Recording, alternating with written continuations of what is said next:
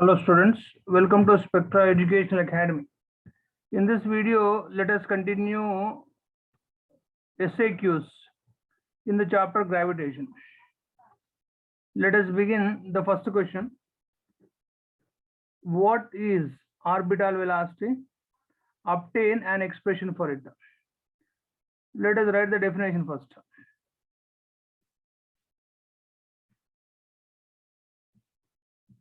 The minimum velocity. The minimum velocity required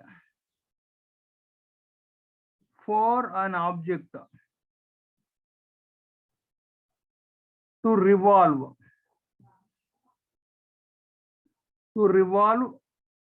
around the earth in circular orbit. In circular orbits is called orbital velocity. Now let us continue with the equation part. So there is an explanation. Consider an object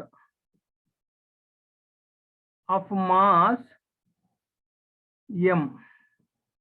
Of mass m is revolving around the earth.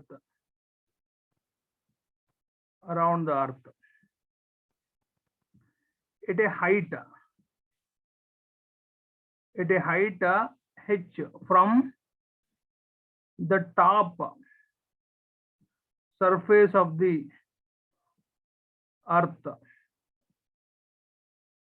of mass capital M. So you need to consider mass of the earth is capital M. As and when the object is revolving, so it is revolving object is revolving. Object is revolving with velocity v naught around the earth. So just to imagine, this is say earth whose mass is capital M, whose radius from the center of the earth to the top surface is r. But you imagine in the space, so maybe this is the orbit of the satellite, you can say, or orbit of the object which you have thrown with velocity v naught. So now the object is here whose mass is m. So in the space, just to imagine, so here is the object. So you can say here is the object. So from the center of the earth, its height or its distance is, this is h, from here to here it is r plus h. So from the center of the earth, the object distance is r plus h. Now let us proceed. When object revolves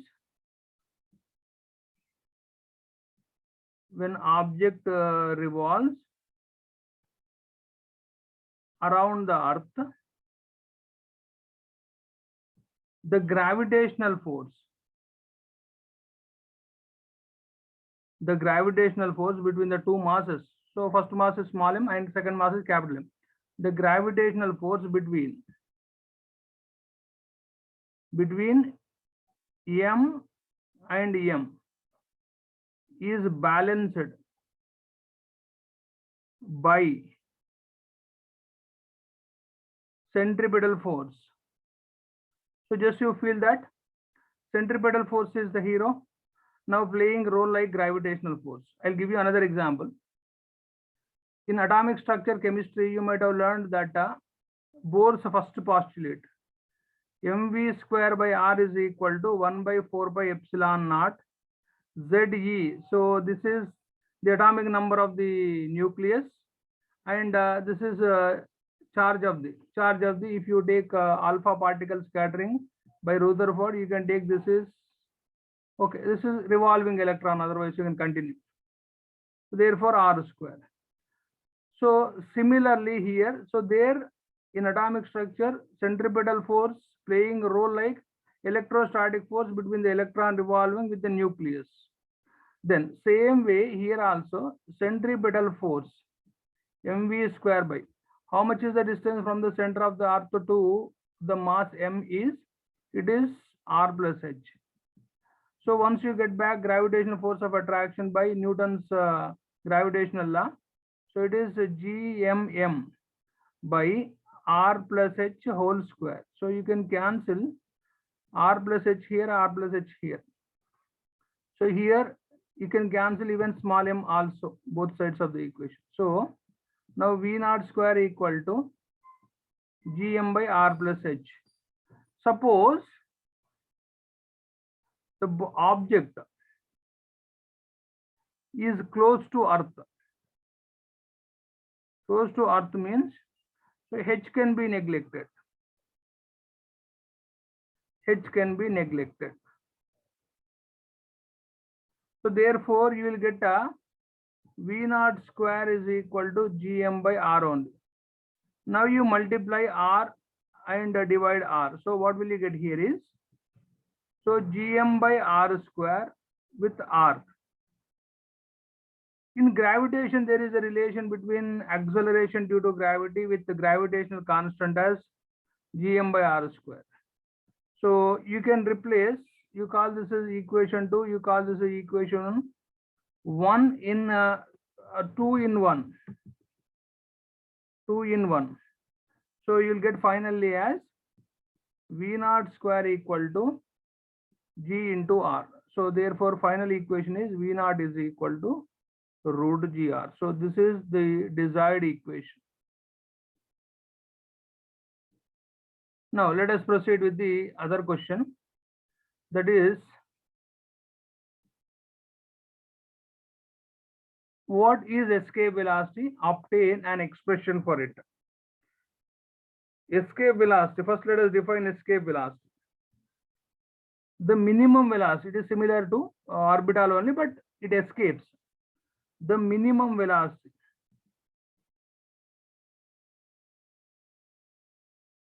required for an object to escape from the gravitational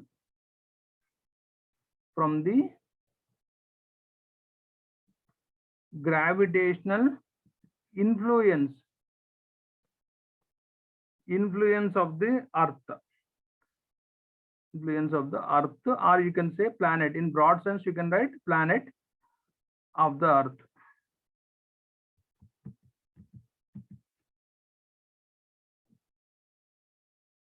Is called escape velocity. Now, once again, you need to consider object. Explanation. Consider an object of mass m on the surface of the earth. On the surface of the earth. Of mass capital M. Whenever object of mass m on the surface of the earth, it means that this particular mass, first it is taken to the top surface of the earth from the center. So it means there is work done. So in gravitation, every measurement starts from the center of the earth. So when the object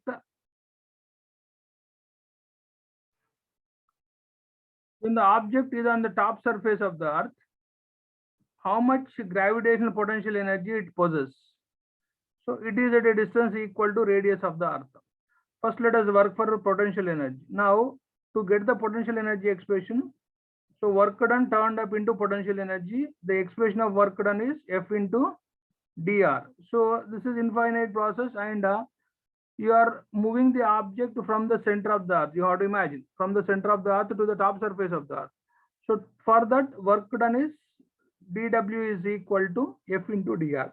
You get back the force expression using gravitational law, gmm by r square, with the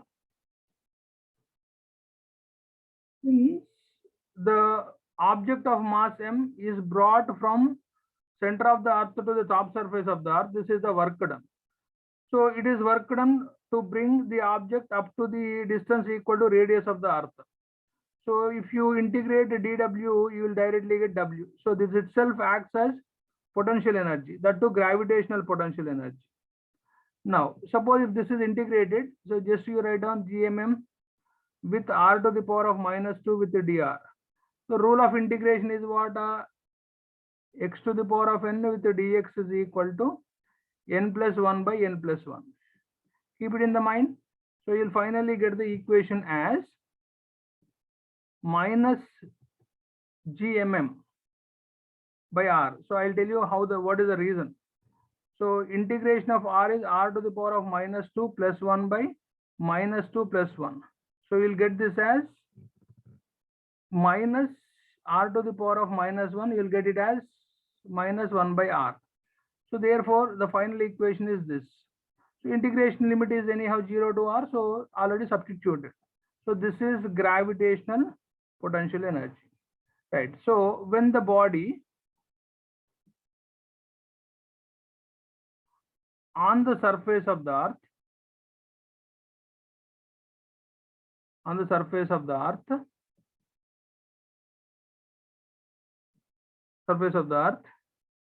is thrown, body on the surface of the earth is thrown with velocity VE. So what is VE means? Escape velocity upwards, with which it escapes from the gravitational influence of the earth. So therefore, so total energy on the earth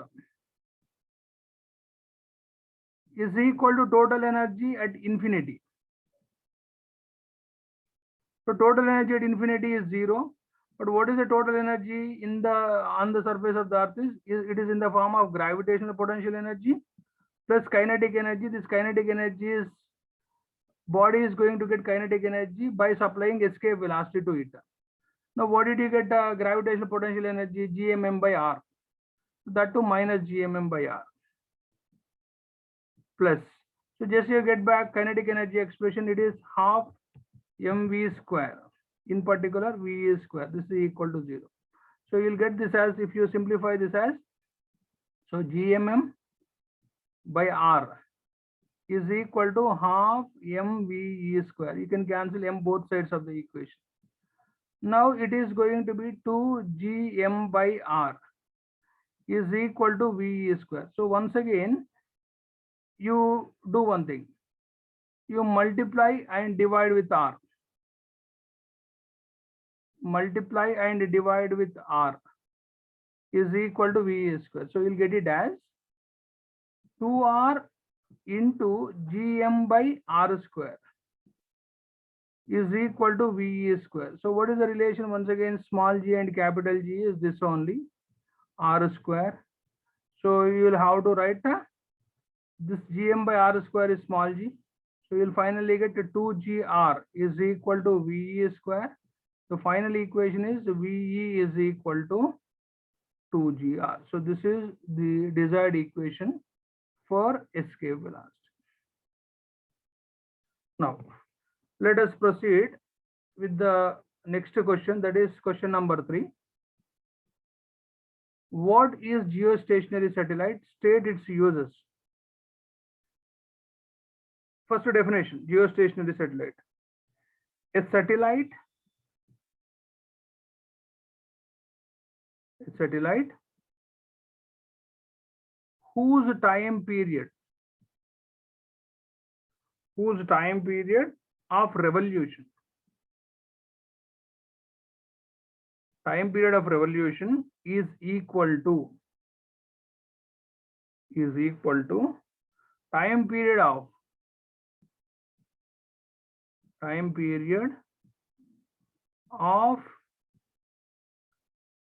rotation of the earth. So it is, you can say it is 24 hours. The time period of revolution of the satellite is equal to time period of rotation of the earth, then it is called a geostationary satellite. If you write like this, you will get 1 mark. Next, what are the uses? Let us write first use. To know or to know the size and shape of the earth. To know the size and shape of the earth.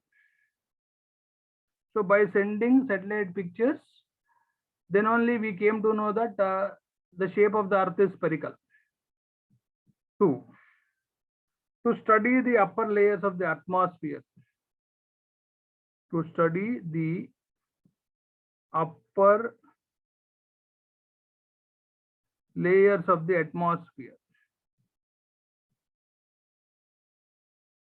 3rd, to forecast the changes in atmosphere. To forecast the changes in atmosphere.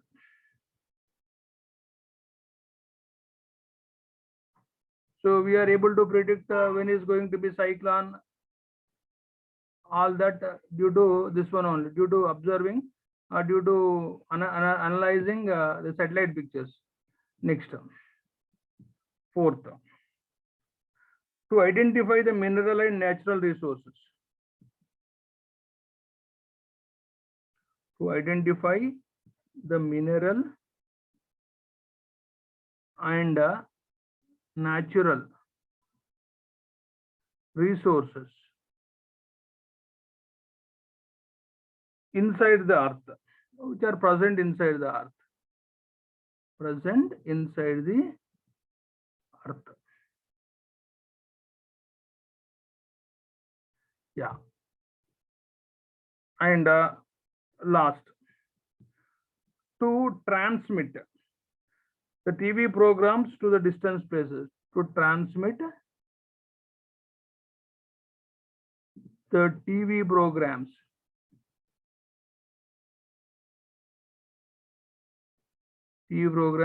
to distant places. So these are the uses. Next, let us also proceed with the SAQ in chapter mechanical properties of fluids. So there is only one question as per 70% of the syllabus. Let me read the question first. Describe the behavior of a wire under gradually increasing load. Okay. Let us try to understand the explanation or description with the help of graph. Taking stress along y-axis, strain along x-axis. Stress along y-axis, strain along x-axis. Okay, first, making use of this graph, you can find out the relation. So the relation between stress and the strain. Stress and the strain for a given material. For a given material under tensile stress. Tensile means the stress which is for the increase in length of the object, of the wire, let me say. Tensile stress can be found experimentally.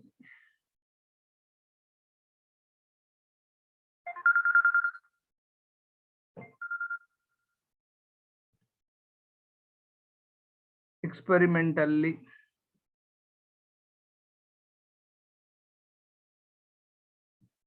Yeah. This is the first sentence. Next, a graph is plotted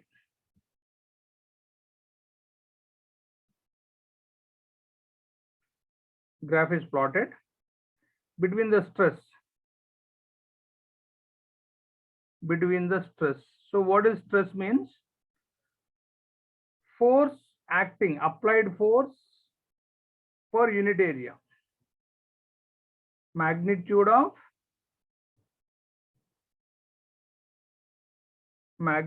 applied force per unit area. So this is called stress. So a graph is plotted between the stress and strain produced.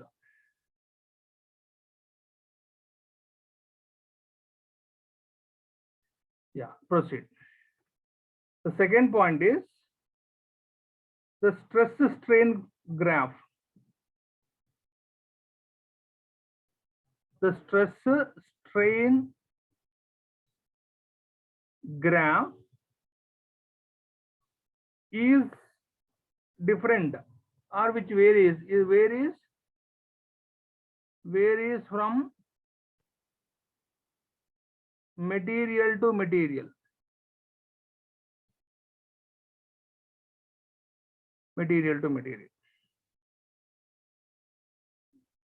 Okay, so from the graph, first maybe stress increased, strain produced.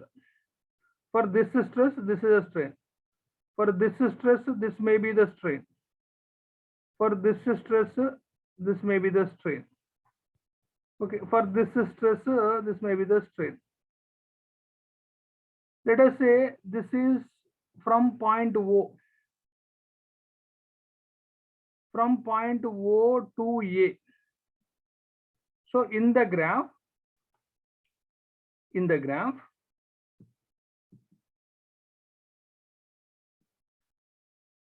from point O to A, the curve is linear.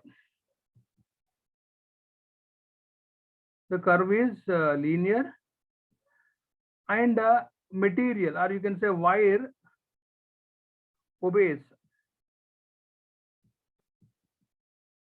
Hooke's law of elasticity. So therefore, the wire regains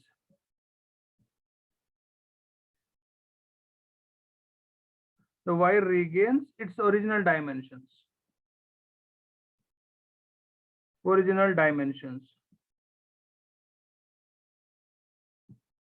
Okay. Next, the original dimension when applied force is removed.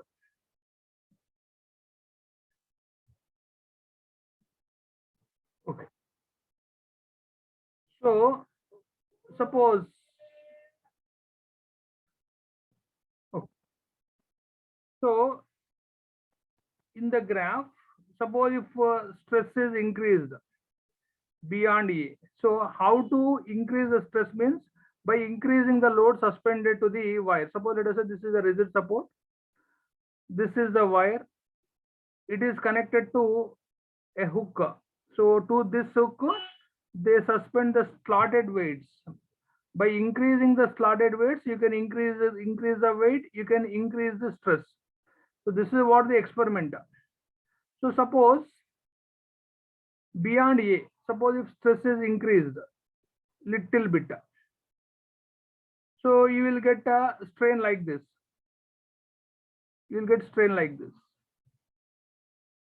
Okay, so in region from A to B, so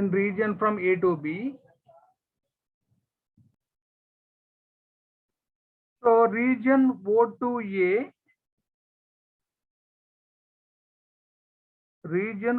A, is called proportionality limit. Next, coming to region region A to B. So for the small change in stress, there is also again a strain is produced. So in region from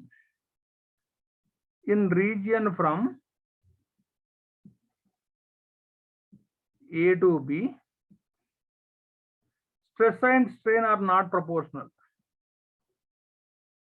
Stress and strain are not proportional.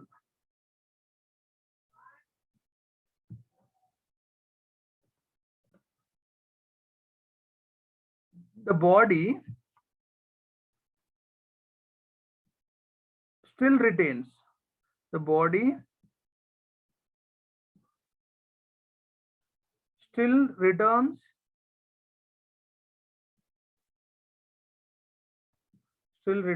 to its original dimension.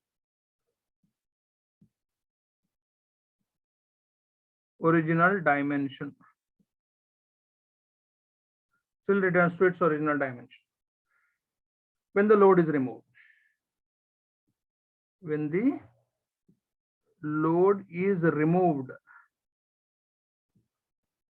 So this is called elastic limit.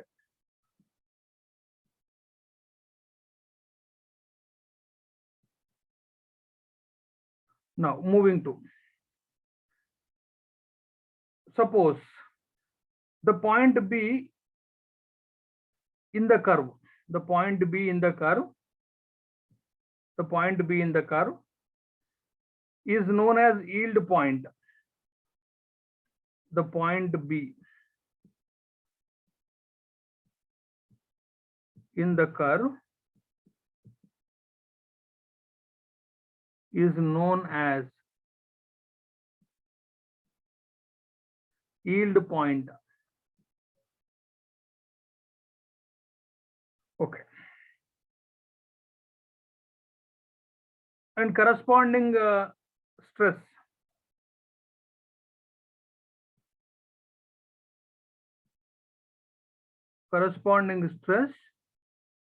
is called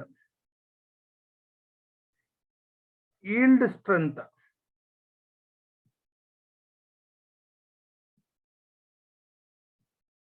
Okay. If the load further increased here beyond B, so you will get the points like this. So for the small increase only, you'll get the points like this. So this is the stress strain only. For the small increase, so you'll get the curve like this.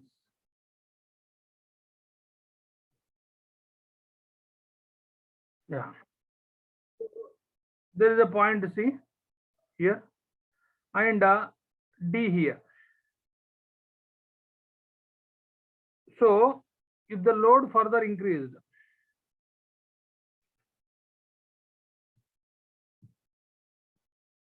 load is further increased,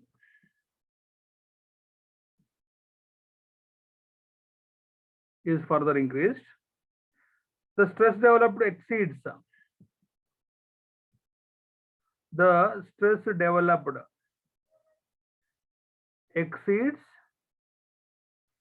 the yielding strength, yield strength, and strain increases rapidly.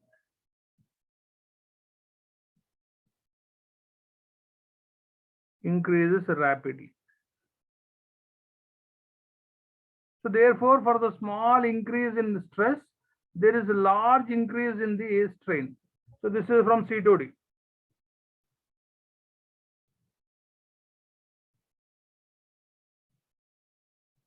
Okay, this is from C to D, right? From C to D. Now, so this is from B to C. This is from B to C.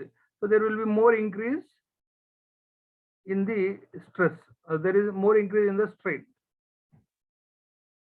So this is from B to C. Suppose if load is removed load is removed from C to D.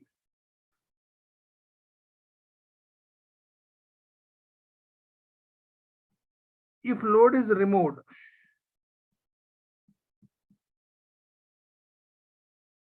from C to D,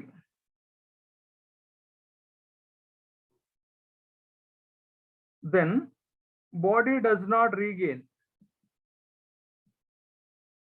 Body does not regain its original dimension.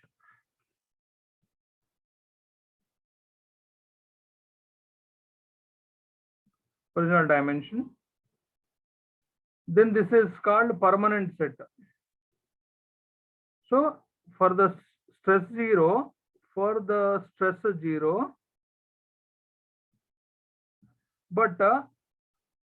strain is not zero. Strain it is not zero. So this is called a permanent set. This is called, so permanently the wire is deformed. Permanent set. Okay. This deformation is called. This deformation is called plastic deformation.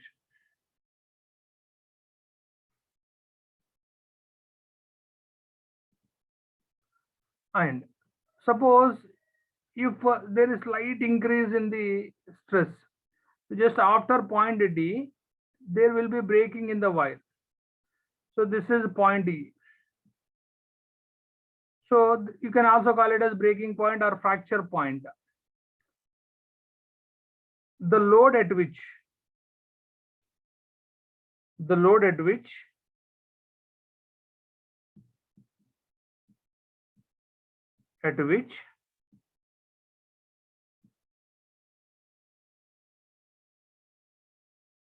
fracture occurs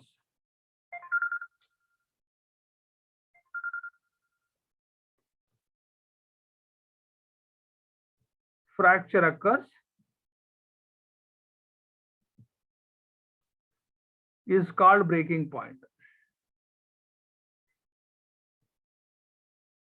And suppose sometimes we find that material like copper, after it gets a permanent set, thereafter only it breaks. So those materials are called, the materials they are having permanent set, after that they break. They are called as ductile metal. So like a copper or any metal is ductile. Then suppose in case of glass, so immediately after the elastic limit, there will be directly breaking. So those materials are called as brittle metals. So glass is the best example. So it will be like as it is until it gets the breakage. So therefore, the material they don't have permanent set between elastic limit and breaking point. They are called as ductile metals. So thank you very much, students. In my next session, I'll continue with the SAQs in chapter thermal properties of matter. But don't forget to share and subscribe with your friends. Thank you very much.